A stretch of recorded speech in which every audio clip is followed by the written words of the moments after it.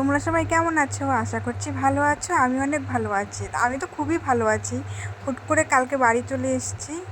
বাড়িতে এসে থেকে এত আড্ডা দিচ্ছি আর গল্প করছি, মানে আমি তো ফোন ইউজ করতেই ভুলে গেছি। তা আজকে দুপুরে কাছে পেয়ারা হয়েছিল, তা বুনু পেরে নিয়ে এসছে, বললো পেয়ারা মাখা খাবে, তাই আমরা সবাই মিলে বসে বললাম পেয়ারা কাটতে। আর এদিকে দেখো স্নান টান কিচ্ছু করিনি, শুধু গল্পই করে যাচ্ছি। 3টে বেজে গেছে, এখনও স্নান করিনি।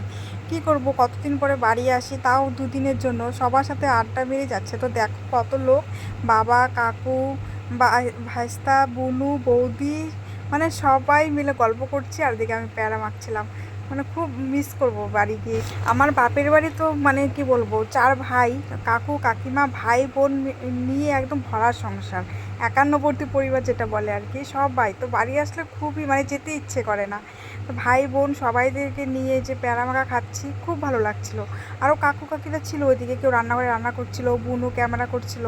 তো সবাই মিলে মানে খুব আড্ডা দিচ্ছিলাম, আমার খুব ভালো লাগছিলো। তো দেখো এদিকে আমার প্যারা মাখা হয়ে গেছে।